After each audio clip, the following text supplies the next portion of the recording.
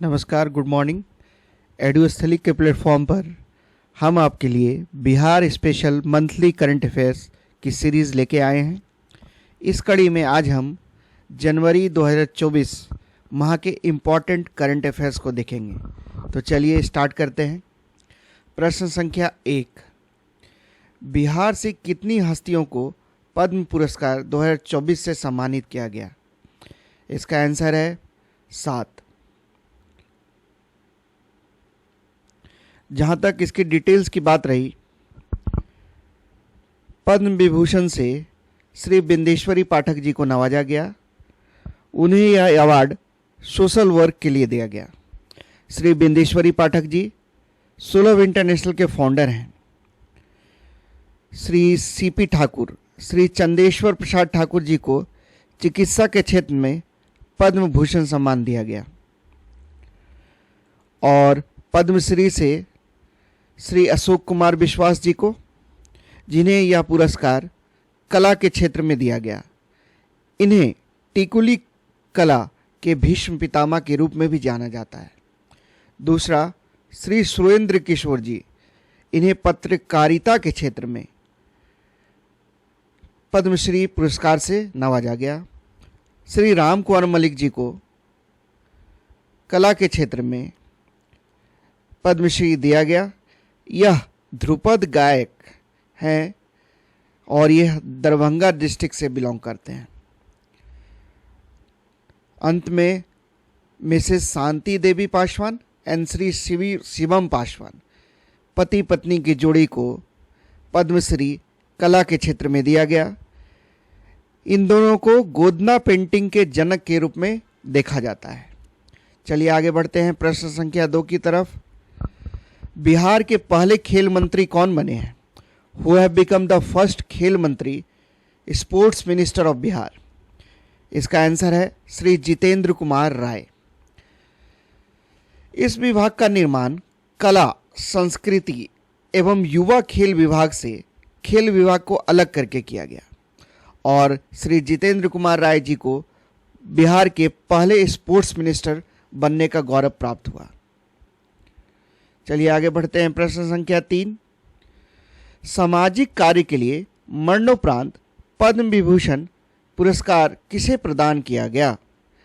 इसका आंसर है श्री बिंदेश्वरी पाठक जी को। प्रश्न संख्या 4, how much financial assistance will be provided for self employment to 94 lakh poor families under Bihar Laghu Udyami योजना? बिहार लघु उद्यमी योजना के तहत 94 लाख गरीब परिवारों को स्वरोजगार के लिए कितनी वित्तीय सहायता प्रदान की जाएगी? इसका आंसर है 2 लाख रुपए। चलिए इसके कुछ डिटेल्स हम देख लें। इस योजना के तहत 90 लाख बेरोजगार गरीब परिवारों को 2 लाख की अनुदान राशि उपलब्ध कराई जाएगी। यह राशि परियोजना की लागत के अनुसार 3 किस्तों में दी जाएगी। तीसरा, आवेदन करने के लिए आवेदक की उम्र 18 वर्ष और अधिकतम 50 वर्ष होनी चाहिए। इसके तहत लाभ लेने के लिए लाभुक की पारिवारिक आय प्रति माह 6,000 रुपये से कम होनी चाहिए। चलिए आगे बढ़ते हैं। प्रश्न संख्या 5, बिहार सरकार ने बिहार के किन 2 शहरों में वायु प्रदूषण के स्रोतों की पहचान करने के लिए रियल टाइम एनफोर्समेंट स्टडी अध्ययन करने का निर्णय लिया है? ये 2 शहर हैं गया और मुजफ्फरपुर। यह स्टडी IIT दिल्ली एवं Bihar state pollution control board मिलकर करेंगे। इसके तहत PM 2.5 एवं PM 10 की हवा में मात्रा का पता लगाया जाएगा। चलिए आगे बढ़ते हैं। प्रश्न संख्या 6, बिहार के किस पूर्व मुख्यमंत्री को मरणोपरांत भारत रत्न से सम्मानित किया गया? इसका उत्तर है श्री कर्पूरी ठाकुर जी को।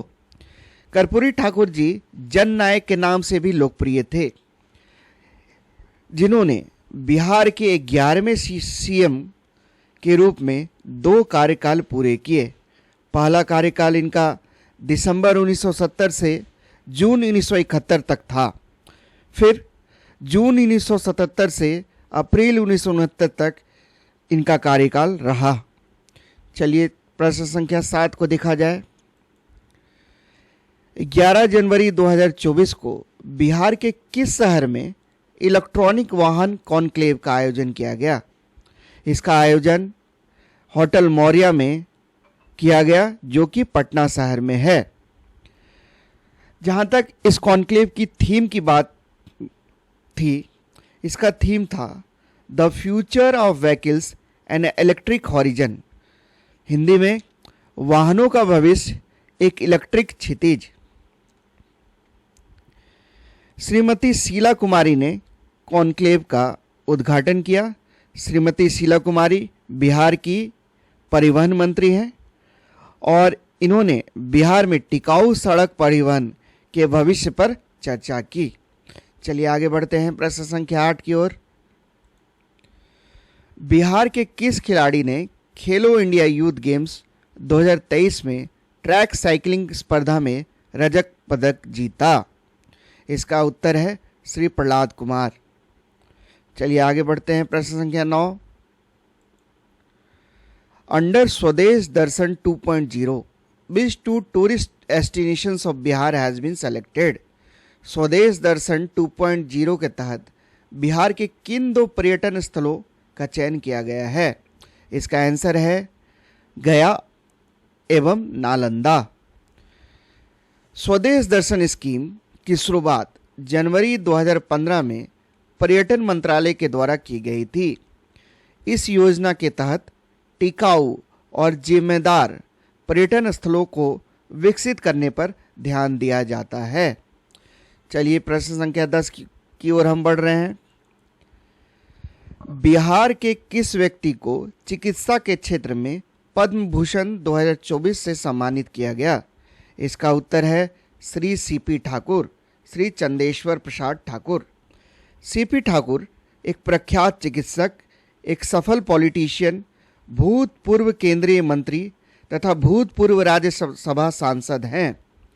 उन्हें एमआरसीपी, एफआरसीपी और कालाजार जैसी घातक बीमारी के उपचार में उल्लेखनीय कार्य के लिए विश्व भर में पहचान मिली। प्रश्न संख्या 11। गोदना पेंटिंग के लिए प्रसिद्ध किस कलाकार को पद्मश्री पुरस्कार 2024 से सम्मानित किया गया? इसका उत्तर है शांति देवी पासवान एवं शिवम पासवान। प्रश्न संख्या 12। किस तारीख को नीतीश कुमार ने 9वीं बार बिहार के मुख्यमंत्री के रूप में शपथ ली? इसका आंसर है 28 जनवरी 2024 को। और विजय कुमार सिन्हा और सम्राट चौधरी जी डिप्टी सीएम के रूप में नियुक्त हुए। प्रश्न संख्या 13 की ओर हम बढ़ रहे हैं। Which senior advocate appointed as first ever additional advocate general of Bihar to conduct cases before the supreme court? सर्वोच्च न्यायालय में मामलों का संचालन करने के लिए बिहार के पहले एएजी के रूप में किस वरिष्ठ अधिवक्ता को नियुक्त किया गया? इसका आंसर है अभिनव मुखर्जी। चलिए आगे बढ़ते हैं प्रश्न संख्या 14। As per national tiger conservation authority announcement, what is the number of tiger present in Valmiki tiger reserve? राष्ट्रीय बाल संरक्षण प्राधिकरण की घोषणा के अनुसार वाल्मीकि टाइगर रिजर्व में बाघों की संख्या कितनी है? इसका आंसर है 54। 2018 की रिपोर्ट में इन बाघों की संख्या 31 थी। जैसा कि आपको मालूम होगा, वाल्मीकि टाइगर रिजर्व पश्चिमी चंपारण डिस्ट्रिक्ट में स्थित है। चलिए प्रश्न संख्या 15 देखा जाए। Who has been appointed as brand ambassador for 25th Bharat Ratna महोत्सव? 25वें भारत रंग महोत्सव के लिए ब्रांड एम्बेसडर किसे नियुक्त किया गया है?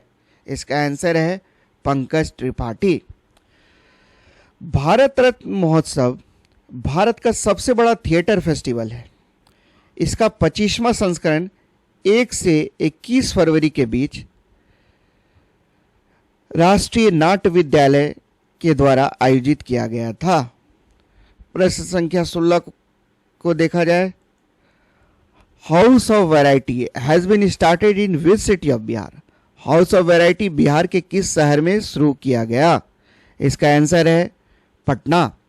हाउस ऑफ वैरायटी एक थिएटर ऑडिटोरियम है जिसमें 49 लोगों की बैठने की सुविधा है। इस मंच के माध्यम से देश के कई भागों के रंगमंच के कलाकार अपनी प्रस्तुति दे सकेंगे। चलिए आगे बढ़ते हैं। प्रश्न संख्या 17, श्री राम जानकी मेडिकल कॉलेज और अस्पताल बिहार के किस जिले में स्थापित है? इसका आंसर है Samastipur.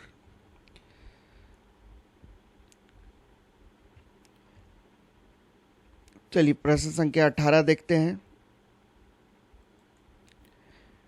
The 251 foot statue of Maa Sita is to be constructed in which district of Bihar. Bihar के किस जिले में मां सीता की 251 फुट ऊंची प्रतिमा का निर्माण किया जाना है? इसका आंसर है सीतामढ़ी डिस्ट्रिक्ट। इसके डिटेल्स को देख लें। यह मूर्ति का निर्माण रामायण रिसर्च काउंसिल के तत्वाधान में किया जाएगा। इस मूर्ति को स्थापित करने के लिए 51 शक्तिपीठों समेत इंडोनेशिया, बाली, अशोक वाटिका जैसे स्थानों से मिट्टी और जल को लाया जाएगा। चलिए आगे बढ़ते हैं। प्रश्न संख्या 19, पटना बिहार में डॉक्टर राजेंद्र प्रसाद की प्रतिमा बनाने की योजना हुई है, जिसकी ऊंचाई कितनी होगी? Answer 243 metre. यह मूर्ति 4000 करोड़ की लागत से बनेगी, जो गुजरात में नर्मदा तट पर बने दुनिया की सबसे ऊंची स्टैच्यू ऑफ लिबर्टी से 61 मीटर ऊंची होगी। चलिए आगे बढ़ते हैं। प्रश्न संख्या 20, which startup has received the prize for the best startup of the year award 2024। किस स्टार्टअप को best startup of the year award 2024 से पुरस्कार मिला? इसका आंसर है मेडिवाइजर प्राइवेट लिमिटेड। वहीं उप विजेता के रूप में वेद प्रभा एरोस्पेस लिमिटेड को नामित किया गया। थर्ड प्राइज ई व्हीकल बनाने वाली कंपनी बीरो पावर प्राइवेट लिमिटेड को दिया गया। प्रश्न संख्या 21, 2024 में गुरु गोविंद सिंह जी की कौन सी जयंती मनाई गई? इसका उत्तर होगा 357वीं जयंती। प्रश्न संख्या 22, Bihar accounts for what percent of India's लीची प्रोडक्शन। भारत में लीची उत्पादन में बिहार का कितना प्रतिशत योगदान है? इसका उत्तर है 40%। एक हालिया रिपोर्ट के अनुसार लीची की खेती का प्रसार अब 19 भारतीय राज्यों में हो गया है। पहला स्थान में हमारा बिहार है, जिसका कुल लीची उत्पादन में 40% योगदान है। दूसरे स्थान पर पश्चिम बंगाल, वेस्ट बंगाल राज्य है, जिसका योगदान लीची उत्पादन में 12% है। वहीं तीसरे स्थान पर झारखंड का स्थान है। चलिए प्रश्न संख्या 23 को देखते हैं। As per caste census of Bihar, OBC and EBC extremely backward caste together constitute what percent of state total population. Bihar की जाति जनगणना के अनुसार ओबीसी और ईबीसी मिलकर राज्य की कुल जनसंख्या का कितना प्रतिशत है? इसका आंसर है 63%। चलिए प्रश्न संख्या 24 को देखा जाए। बिहार के किस जिले को प्रसाद योजना के तहत चुना गया है? इसका आंसर है पुनेरा धाम, सीतामढ़ी डिस्ट्रिक्ट। जगत जननी माता सीता की जन्मभूमि एवं पुंडारिक ऋषि के आश्रम पुनेरा धाम को केंद्रीय पर्यटन मंत्रालय की प्रसाद योजना में शामिल किया गया है। प्रसाद योजना का फुल फॉर्म आप सभी कमेंट बॉक्स में लिखकर बताएंगे। चलिए आगे बढ़ते हैं। प्रश्न संख्या 25, बिहार के किस बच्चे को प्रधानमंत्री राष्ट्रीय बाल पुरस्कार 2024 के तहत चुना गया है? इसका आंसर है मोहम्मद हुसैन। मोहम्मद हुसैन कला एवं संस्कृति के क्षेत्र में उत्कृष्ट योगदान के लिए उन्हें यह पुरस्कार मिला। मोहम्मद हुसैन पटना के रहने वाले हैं और किलकारी से जुड़े हुए हैं। वेस्ट प्रोडक्ट की चीज़ों से सुंदर आकृति बनाने में ये माहिर हैं। जहाँ तक प्रधानमंत्री राष्ट्रीय बाल पुरस्कार की बात रही, यह पुरस्कार 5 से 18 साल के बच्चों को दिया जाता है जो खेल, social service, science and technology, पर्यावरण, कला संस्कृति और नवाचार आदि में बेहतरीन काम करते हैं। चलिए प्रश्न संख्या 26 को देखा जाए। इस वर्ष गणतंत्र दिवस पर गांधी मैदान पटना में कितनी झांकियां प्रदर्शित की गई? उसका उत्तर है 14। इस साल नगर विकास एवं आवास विभाग की झांकी को प्रथम पुरस्कार मिला। चलिए प्रश्न संख्या 27 को देखा जाए। छठे खेलो इंडिया युवा खेलों में बिहार के किसान की बेटी दुर्गा सिंह ने किस स्पर्धा में स्वर्ण पदक जीता? इसका आंसर है 1500 मीटर दौड़। खेलो इंडिया का छठा संस्करण 19 से 31 जनवरी 2024 को तमिलनाडु में आयोजित किया गया। इस प्रतियोगिता में बिहार 5 पदकों के साथ 21वें स्थान पर रहा। बिहार ने अपने नाम 2 गोल्ड मेडल किए, 2 सिल्वर मेडल किए और 1 ब्रॉन्ज मेडल बिहार को मिला। जहां तक गोल्ड मेडल की बात रही तो शुभम कुमार ने आर्चरी में गोल्ड मेडल जीता। वहीं दुर्गा सिंह जो कि गोपालगंज डिस्ट्रिक्ट से बिलोंग करती हैं, 1500 मीटर दौड़ में उन्हें स्वर्ण पदक प्राप्त हुआ। चलिए आगे बढ़ते हैं। प्रश्न संख्या 28। As per the centre for research on energy and clean air, which district of Bihar has been identified as the second most polluted district?